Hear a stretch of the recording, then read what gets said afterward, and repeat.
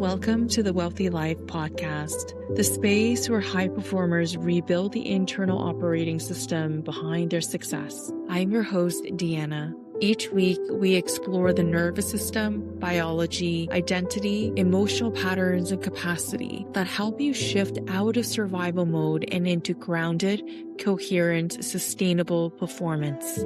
Let's begin. If you've been struggling with burnout, low energy, or chronic stress for a while and not sure where to start, we'll get into 2 practical anchors for you in this episode. The idea here isn't to add more to your plate or to your to-do list. It's a starting point where we rebuild your capacity in your nervous system. Just a small, manageable step that feels safe to your nervous system. Feel free to return to these when your system feels overwhelmed, flat, or stuck in overdrive. Anchor number 1, change the state before you change your story. Most people try to think their way out of burnout. We try to will our mind to rationalize why we're in a state of burnout. We think it's a mindset issue. We think about things like, what should I do differently? What is wrong with me? How do I fix this? But from a nervous system perspective, it only knows your vibration, your feelings, your emotions, and your state before any of that mental chatter comes into play. If your body is tense, exhausted, or shut down, nothing you throw at it from a mindset perspective will stick. And as entrepreneurs, high performers, we're very mind heavy. We depend so much on our rational skills. We, a lot of the times, disconnect our body from our minds. And that's why this first anchor is for you to ground and regulate before all of that doing comes into play. This is a very gentle, accessible breath and somatic reset. You can do this anywhere, anytime. I suggest that you do it before the anxiety, stress, overwhelm come. You want to create capacity to hold more rather than being reactive to put out fire when the anxiety and stress hit you. Then it becomes much harder to reverse. To start, find a quiet place or relatively quiet place. Sit or stand with your feet on the ground. Place one hand on your chest and one hand on your lower ribs or belly. Inhale through your nose for a natural, easy breath. Exhale through the mouth, slightly longer than the inhale, like you're fogging a mirror. As you exhale, gently soften the jaw, shoulders, and belly. Do 5 to 8 rounds like this. You can keep your eyes closed if you like. Just allow your body to move at its own rhythm. You're here to feel and observe. No control needed. Just try to extend your exhale slightly longer than your inhale. And allow your body to relax with every exhale. Longer exhales signal safety to the nervous system and help shift out of fight or flight without pushing you into panic or adding more anxiety to your system. And when you place your hands on your body, feeling the boundaries of your body, this actually creates safety to your nervous system. You can touch any part of your body as you like. You can even give your body a squeeze when you're feeling anxious. This helps you anchor helps you knowing the boundaries of your body, especially with that pressure, is really helpful in calming down the nervous system.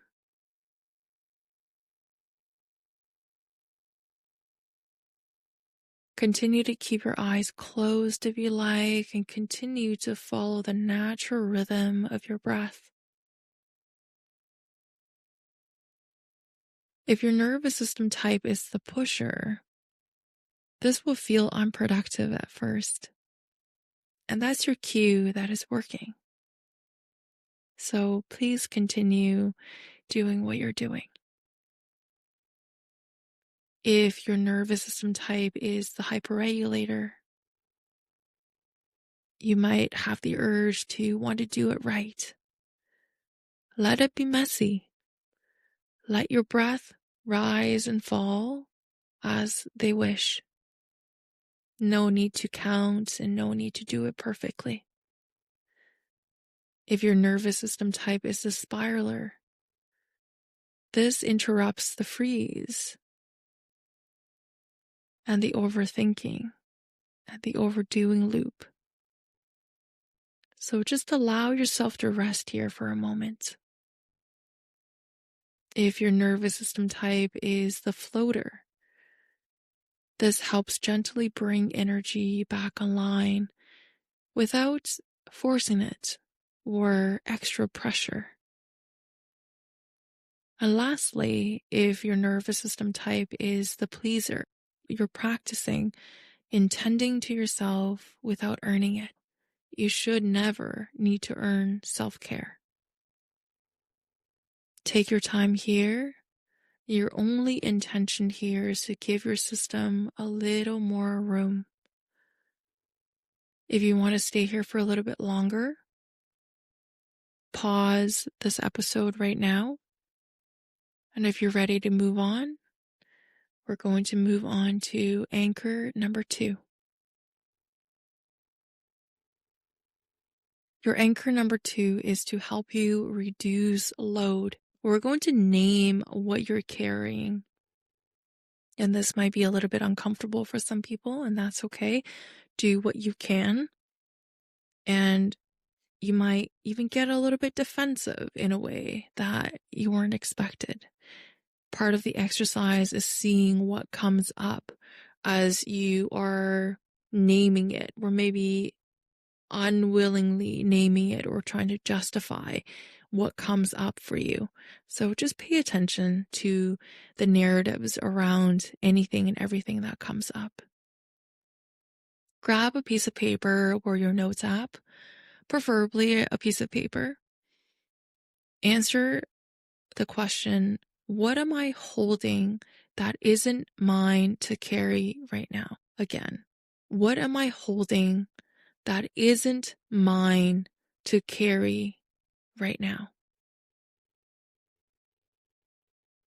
Try to write it without editing.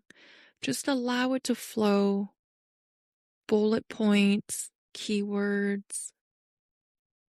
If you need a little bit more extra time, please pause and then hit play whenever you're ready to continue.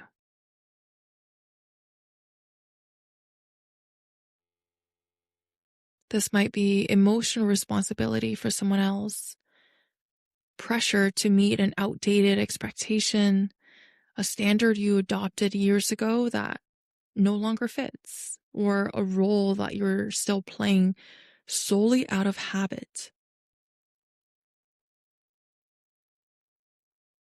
Now, your second or follow-up question is, if I set this down by 10%, what would change? If I set this down by 10%, what would change? So we're not going for dramatic change here. We're just doing the little nudges, the little tugs, the little whispers that you can shift, and it is safe to shift. Or just letting your nervous system know that it's going to be okay, even if something changes. Please pause if you need a little bit more extra time. and how this is going to land for different nervous system types. For the pusher, you realize how much you're carrying unnecessarily. And for the hyperregulator, this reveals how control has become safety for you. And for the spiraler, this reduces the overwhelm that leads to overfunctioning. For the floater, this clarifies why disengagement makes sense for you right now. And for the pleaser, this points out your self-abandonment patterns without bringing shame to any of it. Awareness and recognition is the first step for change in everything. And sometimes we don't even need to do anything. That sheer awareness brings you much, much closer to the person you want to embody already. If you take nothing else from this episode, keep this in mind and come back to it as often as you need to. Your life doesn't need fixing. You don't need fixing. If you feel like your life is all over the place, where it's broken, or however you speak to yourself internally, know that you don't need to fix your whole life to feel better. Your nervous system responds to small steps. Your mind responds to small steps. They do much more than big steps at this stage in your recovery. You just need a little bit more capacity and a little bit less load. So give yourself a few minutes each day to go inward through your body and your breath. No need for hours of journaling, breath work, or meditation. And if your body feels even slightly more settled after trying them, your body's already responded to this micro dose of safety you just gave it today. We'll go deeper into this work in our future episodes, but for now, this is good enough. Thank you so much for being here. If this episode resonated, please like, subscribe, and share it with someone who's been carrying too much for too long. And if you're ready to rebuild your internal operating system, join me in the Wealthy Life community or explore my private coaching at deannawrose.com. Until next time, take a breath, trust your body, and stay curious. Let's build your wealthy life.